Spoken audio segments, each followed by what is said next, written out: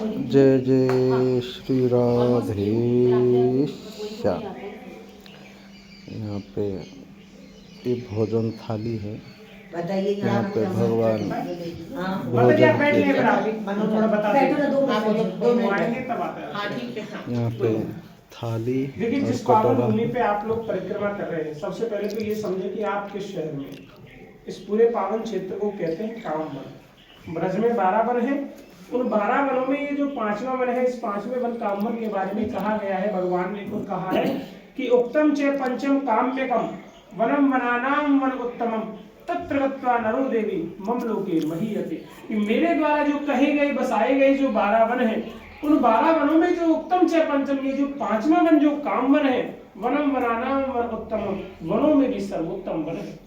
तत्र गत्वा नरो देवी, और यहाँ जो कोई भी स्त्री पुरुष इस कामवन में आते हैं, मम लोके महीयते, मेरे लोक में वास करते हैं। कामवन के बारे में तो यहाँ तक भी कहा जाता है कि कामवन आए से ही काम बन जाता है। इस कामवन में केवल आने से ही काम बन जाता है। जिस पावन भूमि पे अभी आप बैठे हो, ये भगवान कृष्ण के यहाँ भगवान के हाथ के दिव्य स्पर्श से बने 2 थाली 2 कटोरे का दर्शन है, जो भगवान ने स्वयं 5,500 वर्ष पहले अपने दिव्य हाथ के स्पर्श से भगवान ने यहाँ बनाई। लेकिन क्या भगवान केवल थाली बनाने आए? ये जो शिला दर्शन आप जो कर रहे हैं, इस शिला की ही महिमा थी कि आप लोग आए, हमारे ठाकुर जी स्वयं आए थे। ये शिला कोई साधारण नहीं है। ये शिला भगवान राम के समय की है कि त्रेता युग जब शुरू हुआ था, तब अयोध्या के राजा हुए थे कुबलाश राजा राम जी के परिवार। उन राजा की कोई संतान नहीं थी। वृद्धावस्था में जाकर राजा की एक बेटी हुई थी, जिसका नाम रखा था उन्होंने कृष्णावती। बड़ी हो गई तो राजा ने अपनी बेटी की शादी कराई है, और शादी कराने के बाद इसके पति को राजा कुबलाश ने अपना घर जमाई बना दिया। एक दिन राजा कुबलाश अपने जमाई को साथ लेकर के जब युद्ध करने जब जाते हैं, उस युद्ध में क्या होता है, इस कृष्णावती के पिता पति दोनों मारे जाते हैं। ये कृष्णावती मैया अकेली हो जाती है। अकेले होने पर ये भगवान विष्णु की एकादशी के व्रत का मानसिक संकल्प धारण करती है, और व्रत को करते करते वृद्धावस्था प्राप्त हो जाती है। लेकिन भगवान प्रसन्न नहीं होते। हम सोचते हैं कि भगवान हमारे दान से, परिक्रमा से या किसी सेवा से प्रसन्न होते, ना आपके दान से, ना किसी सेवा से, ना आपकी परिक्रमा से। ठाकुर अगर रीझते हैं तो आपके भाव से, कि भाव का भूखा हूं मैं, भाव वही एक सार है, जो भाव से बस मुझे बजे तो भव से बेड़ा पार है। एकादशी का दिन था, प्रातः काल का समय था। सरयू नदी में जब ये कृष्णावती मैया स्नान करके बाहर निकली तो क्या देख रही है कि शंख चक्र गदा पद्म लेकर के भगवान श्री हरि विष्णु प्रकट हुए, और कृष्णावती से बोले कि हे देवी, आज मैं तुमसे बहुत प्रसन्न हूँ, तुम्हारी तपस्या पूर्ण हुई, आज मुझसे तुम कुछ वरदान मांगो। मैं तुमको वचन देता हूँ कि जो भी वरदान तुम मुझसे मांगोगी, मैं तुम्हारे उस वरदान को अवश्य पूरा करूंगा। तो क्या वरदान मांग रही है? कह रही है कि प्रभु, ना मुझे आपका वैकुंठ चाहिए, ना मुझे मेरे पिता पति चाहिए, मुझे बस चाहिए तो क्या, कि जैसे अहिल्या माता पति के श्राप से पत्थर की शिला बनी, जिसका प्रभु श्री राम के चरणों से उद्धार होगा, उसी तरह मैं भी एक ऐसी पत्थर की शिला बनूं जिसे कोई हिला ना सके। बालक रूप में ही आप मेरी गोदी में बैठ के भोजन करो। आपके मुखारविंद की झूठन जो ही मेरे पत्थर रूपी शरीर को स्पर्श करेगी प्रभु, उसी झूठन के स्पर्श से ही मुझे आपके परम धाम की प्राप्ति हो। भगवान ने कहा, एवं अस्तु कृष्णावती, ऐसा ही होगा। लेकिन त्रेता युग में मुझे राम रूप में जन्म लेना है, क्षमा करना देवी, इस त्रेता युग में मैं तुम्हारा उद्धार नहीं कर सकता।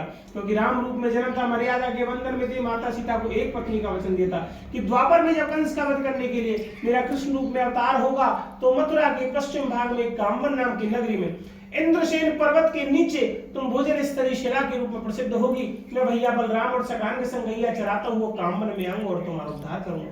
तो हमारे ठाकुर जी नंदगाम से चल के आए, पैदल पैदल 5 वर्ष के लाला थे। वन भोजन ठाकुर जी ने यही किया है। तो यहाँ जब नंदगाम से चल के आए पैदल पैदल 5 वर्ष की अवस्था में, तो ऊपर पहाड़ में इंद्रसेन पर्वत पे गैया छोड़ी है चरने के लिए।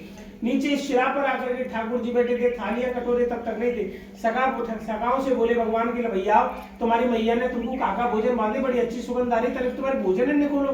तो जैसे आपने यहाँ 56 भोग लगाया ठाकुर, उसी तरह से सखाओं ने कोई दूध, कोई छाछ, कोई माखन, कोई खीर, कोई खिचड़ी, कोई दलिया, न जाने क्या क्या पदार्थ बनाए थे। ठाकुर जी के आगे आरोग्य जैसे आप सामने चित्र में दर्शन करेंगे, बीच में ठाकुर जी साथ में समय 56 भोग लगाए हमारे ठाकुर जी के आगे, परंतु हमारे ठाकुर जी पर पात्र नहीं थे। सखा बोले कि लाला कन्हैया एक बात बता, हम तो लाला गुआरी आए, जमीन पे जहाँ जगह मिल जाए लाला वही भोजन कर ले, लेकिन तू तो नंद बाबा को ला रहा है, तू तो बिना थाली के खाने की आदत ही नहीं, तू यहाँ पहाड़ पे लाला भोजन करेगा कैसे?